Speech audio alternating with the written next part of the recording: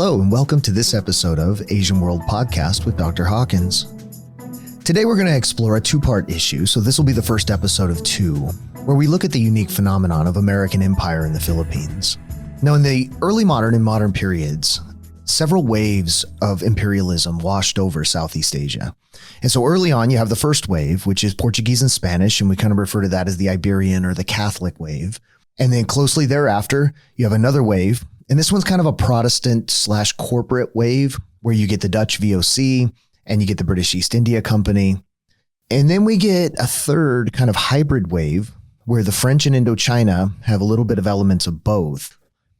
Then we get this strange lot of people, outliers, unlike any other imperialist in the region in many ways.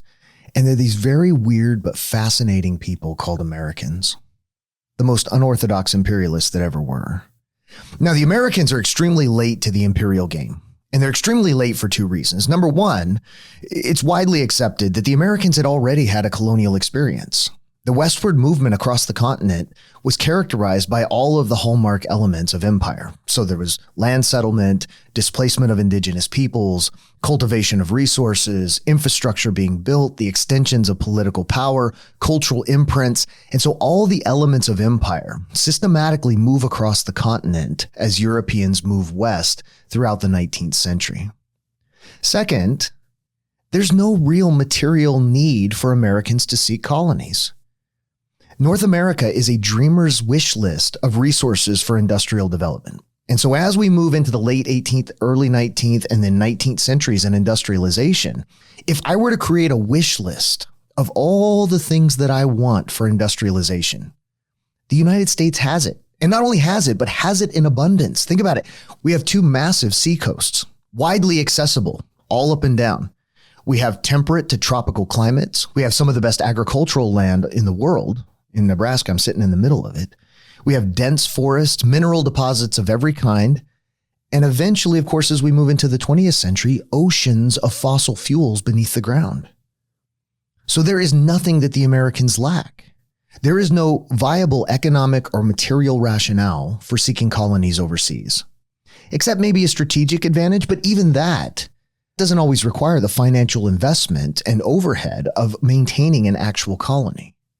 Really, Americans had no business colonizing anything in the world. And yet they do. But Americans colonize for another reason. And I find this so fascinating, I think because I'm still living it. At the end of the 19th century, bourgeois Americans fall into a state of psychosocial crisis. Modernity, with all of its technological wonders and material comforts, as we've talked about before, comes with a terrible cost. And so Americans begin to struggle with a sense of banal weightlessness in modernity. They struggle to find meaning and authenticity. They're not sure what's real and what's not, and they're curiously detached from a world that used to be. Now, there are several reasons for this. First, industrial modernity can be an extremely lonely place. As families nuclearize and individuals atomize, people move further and further away from stable and enduring kinship and community networks. They move to urban spaces and live among strangers in pursuit of economic opportunities.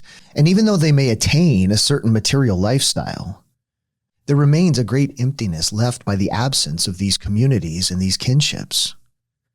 Second, the sense of weightless anonymity extends to their material surroundings.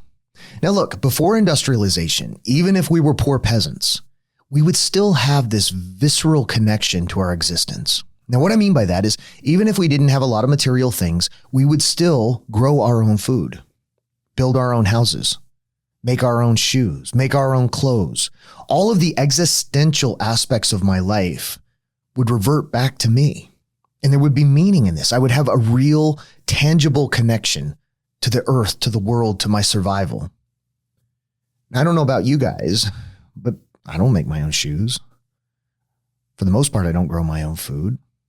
Most people don't know where it comes from, right? Or the materials to build their home, or you contract that out to someone else. And so what is the actual connection to any of the basic things that maintain my existence? Shelter, food, safety. I have no connection to any of them. And even beyond that, if we were to go back to the 15th century, even if it wasn't linked to my existence, I still produced things that were expressions of my identity. There was something personal about it. So for example, let's say I'm a peasant, I grow my own food, I raise my own livestock, I build my own house, make my own shoes, make my own clothes. And then in my spare time, if I want to, I get some wood together and I make a cabinet. And in the bottom of that cabinet, I scratch Michael Hawkins, 1589. And long after I'm gone, people are going to know that I made a cabinet. Well, once we get to industrial modernity, the vast majority of industrial laborers don't do this anymore. What do I do now? I work in a factory. I don't make cabinets. I screw hinges on cabinets. The cabinet comes by and I put the hinge on, and then another cabinet comes by and screw the hinge on. It goes by. Someone else puts the knob on. Someone else sands it. Someone else nails it together. And so at the end of this production, whose cabinet is it? Who made it? Nobody made it. It's anonymous. It's anonymous like me. It's anonymous like all the other things around me. All of my possessions that are made in such similar ways.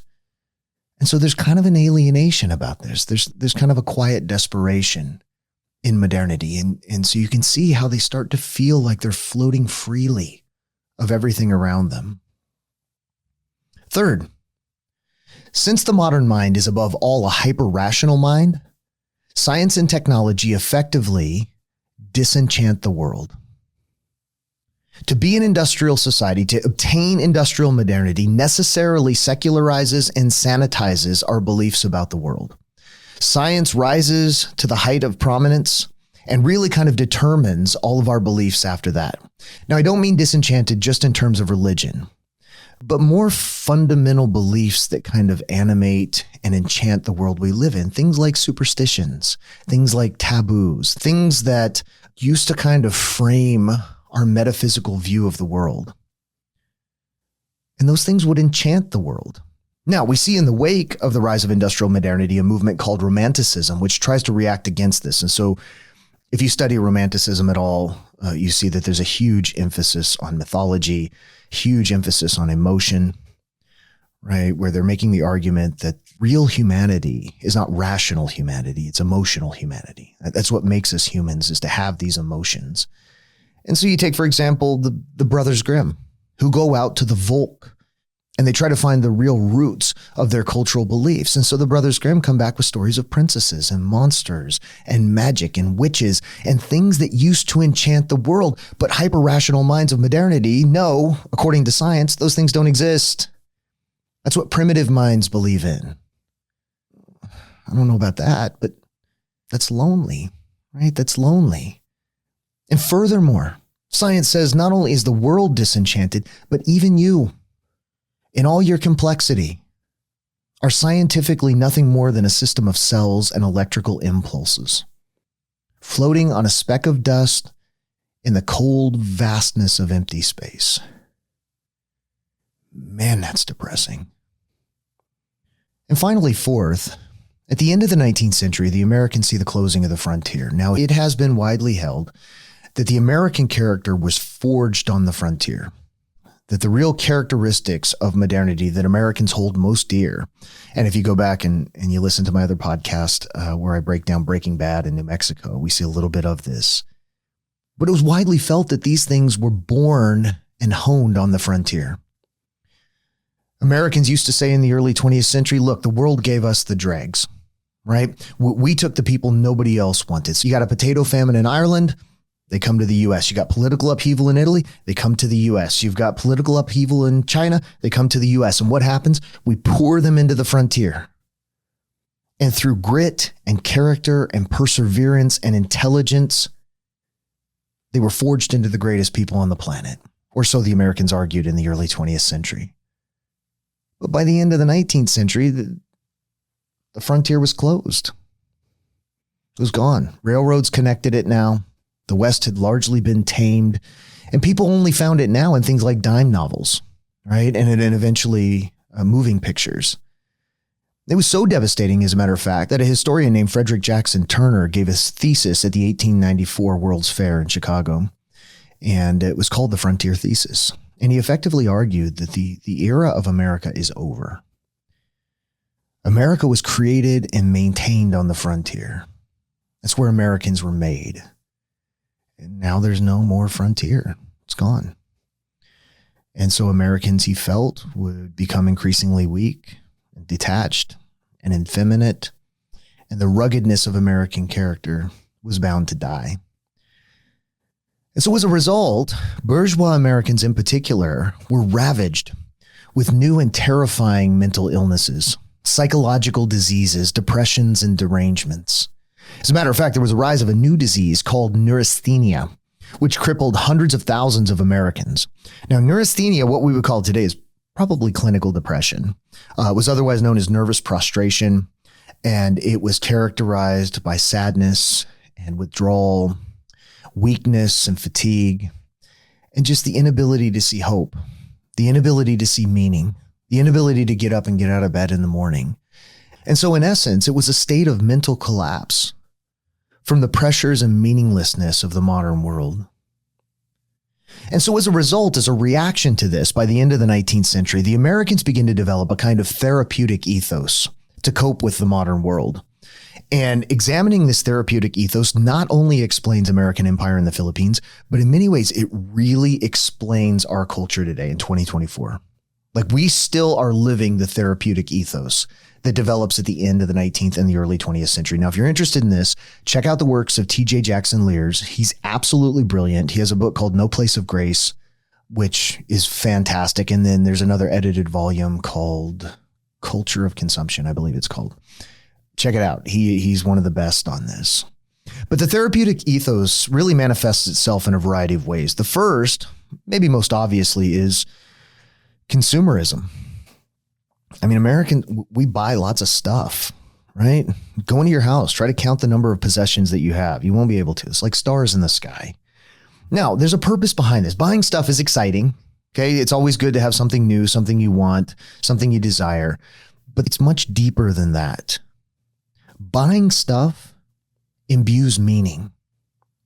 As I mentioned before, we're disconnected from any existential aspects of our lives. We don't make shoes, we don't make clothes, we don't grow food, we don't build houses. We don't raise livestock. Most of us don't raise livestock.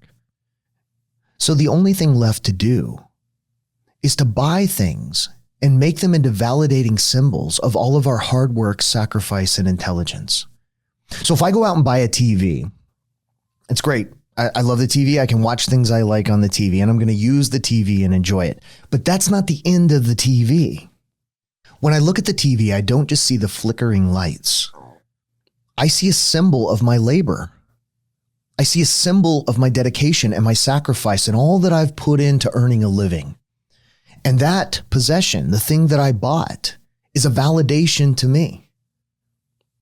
This is also a problem, however, because the products are anonymous. And so their value is fleeting, meaning very rarely do we ever buy anything that's anonymously created, be it a television, a PlayStation, a watch, a car, that has this fundamentally sound meaning. It's just a symbol. And then pretty soon that symbol becomes old. It loses its value within society. And we feel we have to buy another symbol or a new symbol. And so there's really no end to this consumerism. Second, Americans begin to search out authenticity. They begin to seek out authentic experience.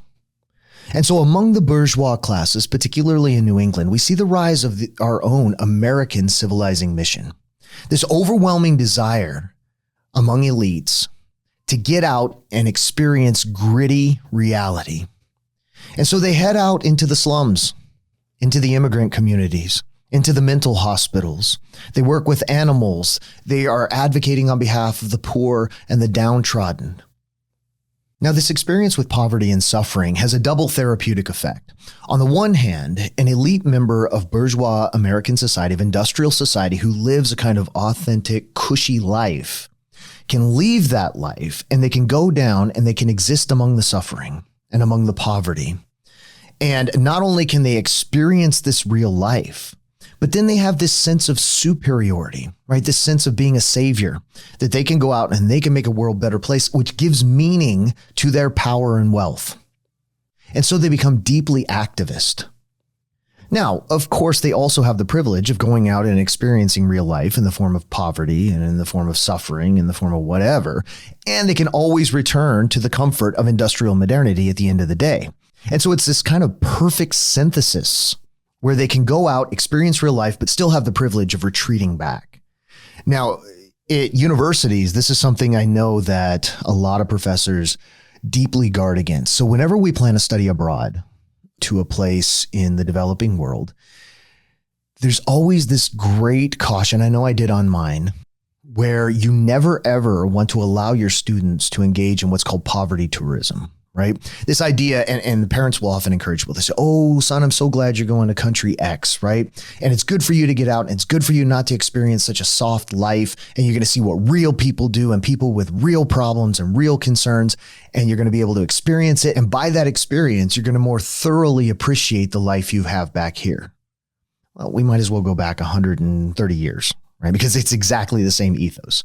So if I'm a member of an elite family in Boston, I'm going to go to the South Side. I'm going to work in insane asylums in the Irish community, and I'm going to give food out to poor people, and I'm going to rescue animals. And then I'm going to go back home, right, to my safe townhouse in Boston, and it's going to mean that much more to me. You know, I'm going to be extra grateful because I had such a real experience today out there among the poor. Now, I find that morally problematic. I don't like the way that's set up. And I don't think that the purpose of people that suffer or in poverty is to validate the feelings of those who live wealthier lives. Nevertheless, in the late 19th and early 20th century, this is deeply therapeutic, right? If you're a member of elite bourgeois society, what validated your existence is going out and getting these authentic experiences. And not only getting them, but getting them in a way that you're uplifting and saving and thereby validating your wealth so you don't have to feel bad about it. Third, and I think this one's super interesting, Americans begin to seek out savage experiences, especially for children. Now, I talk a lot about this in my second book, Semi-Civilized. For example, the preeminent psychologist, G. Stanley Hall, who was the first ever in the history of the U.S. to get a PhD in psychology and the first president of the APA, and so in essence, the father of modern psychology in the United States, his primary concern was about this sense of weightlessness and decline. He worried that the softer life of industrial modernity induced racial and cultural anemia. And he was quite racial in his thinking. He constantly warned people, especially wealthy whites, that they were committing racial suicide by giving their kids all of the ease and the privilege and the finest foods and the finest clothes and the softest beds. And so he encouraged parents as a psychological therapy to expose their kids to hard labor and to competition and to violence and to savage experiences. And so he actually encouraged elite whites to take their kids and let them play with Native Americans, let them play with African Americans, let them play with Irish immigrants, let them get beat up a little, let them play baseball and football and get roughed up so you can toughen them up, because that's the way it was meant to be. And so industrial modernity in the eyes of Hall was this deviation from human evolution. And it was ultimately going to lead to suicide. And so bourgeois Americans are looking to discover this difficulty, what Theodore Roosevelt would term as the strenuous life or rugged individualism, right? Go out to the wilderness, sleep in the cold, kill animals, live in austere circumstances, toughen yourself up through violence, and ironically, what bourgeois Americans would refer to as savagery, right? You have to have some exposure to it. 4, disenchanted Americans sought out new frontiers. There was such a desperate effort to recapture the West in dime novels and exhibitions, in Wild West shows and guided tours, on hunting trips and rafting trips, whatever they could do to get out into the wilderness and explore and experience the frontier. The problem was that in dime novels and guided hunts, they know they're not experiencing the frontier. Buffalo Bill's Wild West show was not the Wild West. The fact that it's curated specifically means it wasn't the Wild West. And so once again, even though they seek these therapies on the frontier, they're still getting contrived results, things that are produced, things that are created to make a profit and to exploit this desperate longing for the old days of the frontier. So just like we experience these same kinds of indulgences through movies or series or books, and if you love Westerns or you love adventure movies, this is also what you're seeking. And so Americans are seeking a new frontier to conquer, to rebuild, to kind of recapitulate the American experience, which in their minds was conducted on the frontier. And finally, number 5, Americans are fascinated with war. Now, if you're searching for authenticity, there is no experience in this world more authentic than war. The finality of it, the stakes. If you want to read a brilliant literary rendering of this belief in the 19th century, read Cormac McCarthy's Blood Meridian. And in that book, the judge gives a discourse on war as God. And in it, he lists all of the things that makes war special, that makes war the essence of life. And in the 19th century, the Americans begin to believe that this is the case.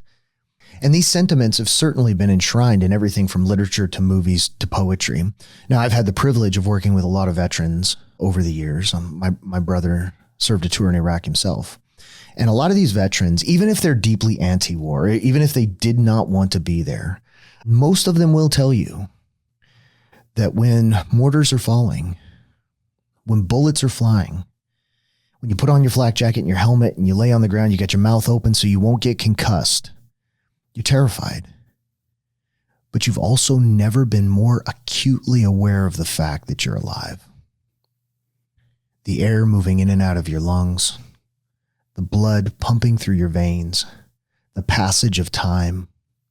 Suddenly life becomes extremely real. And so Americans at the end of the 19th century are fascinated with the phenomenon of war. And so they're looking for all these things, right? This is what's going to be the solution to their emptiness: consumerism, authenticity, savage experiences, frontiers, and war.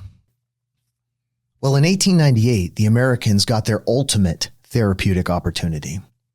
A rebellion erupted in Spanish Cuba. And in order to put the rebellion down, the Spaniards dispatched a man named Weyler, who was known as the Butcher Weyler. And to put down the rebellion, he began to put Cubans in concentration camps where there was mass sickness and death, and he summarily executed them. And Americans were absolutely outraged at this violation of sovereignty in Cuba, and they rooted on the revolutionaries. Now, to spawn this, we get the rise of yellow journalism from people like Pulitzer and Hearst. And what their newspapers are trying to do is not inform the American public, but prompt them to action. They're trying to tap into this activist tendencies among the bourgeois classes to get out and engage and experience and uplift the world. And so the Americans are worked into a frenzy, particularly the elites. Well, of course, as you probably know, after the USS Maine blew up in Havana Harbor, war is on. And it's everything their fantasies could have hoped for. So if you think of the iconic images from the Spanish-American War, Teddy Roosevelt, Leonard Wood and their Rough Riders, and they're riding up San Juan Hill, and the bullets are cutting the grass down and popping holes in their overcoats, and it's gallant, and it's glorious, and it's everything that the therapeutic ethos demands. The only problem was the war on Spain and its colonies inevitably propelled the conflict to a nearly forgotten Spanish colony in Southeast Asia called the Philippines after King Philip II. The Philippines was the first colony in Southeast Asia to lead a revolt against its colonizers, and the Philippine Revolution was precipitated by the execution of the incomparable, the brilliant, the incredible Dr. Jose Rizal. And if you don't know anything about him, learn about him. Read No Limitangari and El Filibusterismo. And after the death of Rizal, we get the rise of these secret peasant revolutionary societies, specifically the Katipunan led by Andres Bonifacio, who begins to plot against the Spanish using the keywords and signs of masonry to broadly build this revolutionary movement. Within the movement, there's a struggle for power. Eventually, Andres Bonifacio is edged out by the Chinese mestizo Emilio Aguinaldo, who took control of the movement and effectively fought Spain to a draw. In 1897, they signed the Pact of Biaknabato, which sends Aguinaldo and his revolutionaries to exile in Hong Kong. And while they're in Hong Kong, they're gathering money, they're buying arms, they're trying to strategically plan out the next phase of the revolution against Spain, because Spain is a declining empire, and they're not going to be able to hold the Philippines forever. In the midst of these preparations, the United States falls into war with Spain. And so they cable Admiral George Dewey, who had a fleet in Hong Kong, and they dispatch him down to Manila Bay to annihilate the Spanish fleet. After receiving orders, Emilio Aguinaldo gets in contact with Admiral Dewey, And he decides to hitch a ride down to the Philippines. Now, the assumption was the Americans would annihilate the Spanish fleet and capture the city of Manila. The Katipuneros would mobilize the revolutionary ranks on land. They would overthrow the Spanish, and the Filipinos would receive their independent nation from the Americans. And so their day had come. Deliverance had come. Well, once they sail down to Manila Bay, the American fleet blows the Spanish fleet into splinters. I mean, it wasn't even a fair fight. The Americans have this brand new naval fleet. The Spanish have this old, creaky fleet of wooden ships. And after the Spanish fleet is annihilated, the Americans lob a couple shells over the city so that the Spanish commander can present his sword with honor, claiming that there was a battle. The Katipuneros mobilize in the provinces. They begin to march on the city. They're euphoric that they finally have their country. They're ready to triumphantly enter the capital and claim their nation. And as they approach the city, the Americans say, well, hang on just a sec. Hang on. We're not sure what we want to do. And at that moment, a debate breaks out in the United States. And it's really a debate that has defined the foreign policy of every generation of Americans for 125 years. It really begins in 1898, and it's the same debate that we're having today. Every generation of Americans has faced the same question. What are the moral dimensions of American power? What are the boundaries, obligations, and moral requirements of American economic, industrial, and military power? Now, at the broadest level in the United States, there were, of course, the imperialist versus the anti-imperialist. But these are not clean-cut camps. And as a matter of fact, in many cases, they don't belong together at all. So, for example, on the anti-imperialist side, you had morally conscious objectors that said, look, you can't do this. This is antithetical to our founding principles. It transgresses every American value to take a colony and rule people undemocratically. You can't do that. So if you want to read some cool stuff on this, Mark Twain was an outspoken advocate of this moral view. But at the same time, some of the staunchest anti-imperialists were racist. So it was in the platform of the Democratic Party, particularly in the South, that the Philippines not be taken as a colony. And they said straight out, we don't want it as a colony because we don't want any more people of color associated with the United States. And so their anti-imperial stance was strictly racist. That's all it was. On the other end of the spectrum, you have the pro-imperialist. But again, strange bedfellows, because on the one hand, you have pro-imperialists, which are among the bourgeois classes that say, what a wonderful opportunity. We can go to Southeast Asia. We can go to the Philippines. We can uplift and educate and inoculate and fumigate and create civilization and make the world a better place. And so remember, they're overcome with this sort of activist sentiment. They're desperate to go out and experience the real world, but also to uplift that world, to validate all of the power that they have. And of course, allied with them are pro-imperialists, which are kind of bad people. There was a lot of corporate interests that said, hey, this is a great opportunity. Let's go loot the place. Right? Let's see what resources they have. Let's extract them mercilessly. Let's make a ton of money. And so as you can see, even though pro-imperialist, anti-imperialist, the camps are muddled. But among the elites, there's a different argument going on. And this is the argument that we see among our elites today, whether it concerns Iraq, Afghanistan, interventions in Africa, Ukraine, Israel, Palestine, whatever. And I think that these moral dimensions, these moral arguments are played out very well in a couple of political cartoons that were current at the time. So, for example, there is this political cartoon that has U.S. soldiers with their rifles leveled at a bunch of kids that are blindfolded, indicating a summary execution of children. And over it, it says, kill everyone over the age of 10. Now, what this was referring to is an incident involving General Jacob H. Smith in Samar, where after some incidents with insurgents, he ordered his men to turn Samar into a howling wilderness and ordered them to kill everyone over the age of 10. Now, this order was never carried out. There's no evidence that they killed women and children, though they did kill 2,500 Filipinos. Now, he was subsequently court-martialed for this. But the point is this: empire is a moral paradox. Look, you may have great ideals. You may have a great system. You may have great civil society, and you may want to make the world a better place. But what do you do when people do not want you to impose that upon them? What happens when they don't want your ideals? Well, in that case, you ironically have to transgress all of your dearest moral values at every choosing and at every turning. You have to transgress your essence and become what you hate to impose the higher ideals of your civilization. And so to many people, it looked like a paradox. Like you can't be an advocate of democracy and self-determination and individualism and modernity, but also impose it through tyrannical empire. There's another cartoon where the American eagle is perched atop the world and it's spreading its wings. And under its wings are all of the newly acquired possessions of the United States from the Spanish-American War. Now, the globe in the picture is really interesting because it's kind of turned topwise so that the United States is on top of the world and the rest of North America has been erased. So there's no Mexico, there's no Central America, there's just kind of only the United States. And behind the world and behind the eagle, we see the rays of the rising sun, and the eagle has spread its wings out over all of these possessions. Now, some of the features of the cartoon are obvious, right? I mean, the United States is on top of the world. We have the rising sun of a new era of modernity. The American eagle obviously represents the United States as he's perched on top of the United States. But for 19th century Americans, this has even deeper meaning. And I think it indicates one of the fundamental underlying aspects of American power.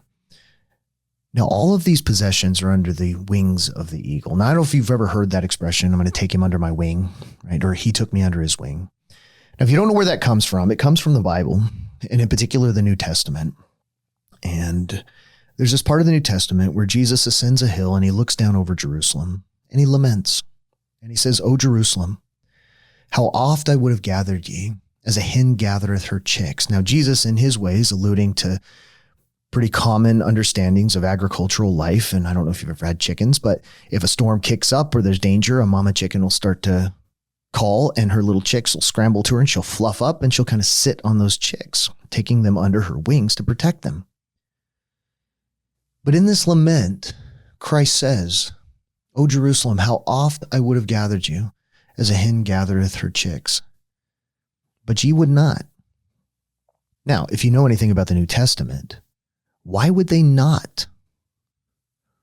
Jesus' big problem in the New Testament, the biggest obstacle to his movement, is the old stagnant establishment, right? The Pharisees and the Sadducees. And he tells them, you're white in sepulchres full of old men's bones and new wine in old bottles. And he's continually making these references to this old, stagnant, archaic, oppressive system, which is preventing the light and knowledge of the new covenant. Well, when Americans see this imagery, this is exactly the metaphor for what they feel they are doing. They feel that they're bringing a new covenant of modernity, a new age of enlightenment, further light and knowledge that the world has been seeking. And when they go to these far off places to impose it, they would not. But why would they not? Think back to our British and India lecture. Because they're viewed as stagnant and archaic and parochial and tyrannical, just like the old establishment. If you've ever read Kipling's poem, White Man's Burden, he sums this up very well, which he wrote in support of American imperialism in the Philippines, where he says, look, you're going to take this civilization to the world, but they're not going to want it because they don't know. Okay, so it's not their fault. And they're going to oppose you and they're going to despise you for it. And it's not going to be easy, but because you have it, because you know it's a better way, it is morally incumbent upon you to impose it. And so really what this political cartoon shows is that the Americans have a little bit of a God complex. There's another great political cartoon where you have Uncle Sam and he's sitting at a desk and he's looking at the globe, and on the globe you see the image of the Philippines and he's kind of thoughtfully stroking his white beard, considering the islands. Now there's no indication of what he's going to actually do, but the imagery is pretty stark. Now, as you look at Uncle Sam, if you didn't know that was Uncle Sam, who might you think he was? Older guy, white beard, looking down on earth, considering what to do, indicating elements of omniscience and omnipotence, but also kind of benevolent and kind and paternalistic. You might think he was God, or you might think he was God. And so in the cartoon, what you see is Uncle Sam sort of assuming this elevated position with all of the characteristics of deity, kind of considering what to do with the Philippines. Now he's on a ship. So there's a porthole in the cartoon you can see just above him. And so the decision's already been made. So not only is it up to us, Americans thought at the time, not only up to us to decide whether we want to go do this, but it's incumbent, it's inevitable. This is the way of history. And then finally, there's one more cartoon. And I think this one is the most interesting of all. In this last cartoon, what you have is you have an image of President McKinley, and he's looking at a map of the Philippines, and he's got his fingers on his chin, kind of like Uncle Sam, and he's thoughtfully considering what to do with the Philippines. Now, behind McKinley, you have Lady Justice, and Lady Justice is pulling back the curtain. And behind the curtain, what you see is these kind of silhouetted images of poverty and hunger, and the most jarring silhouetted image of all, which is an individual hanging from a tree. Now, if you were then, like now, if you were a socially conscious bourgeois member of society, one of the most repugnant things to you is to see racial violence and oppression in the South. And so the idea of a lynching is so repugnant and offensive to these socially minded, particularly elites in New England. And the point of the cartoon is this. McKinley is looking at the Philippines. Lady Justice is pulling back the curtain, and she's exposing what it is. And the message is, why are you looking to do good 8,000 miles away? There's plenty of good to do here. We have our own problems. We have hunger, and we have poverty, and we have unrest, and we have racial violence. And maybe we do better to solve our own problems first before we go looking to solve everybody else's problems. And so in essence, what the message of the cartoon is honestly what we call today an America first argument, right? Like we have a moral obligation to solve our own problems before we go out and solve everybody else's. That was the message. That's how it was intended. But people began to reappropriate the message. And the way that they reappropriated the message is the silhouetted images behind the curtain were not problems in the United States. It was the potential futures of the Philippines. And so as McKinley is thinking about what to do, he ultimately comes out and says, I thought on it, I prayed on it, and God told me that we should seize the Philippines and do our best by them.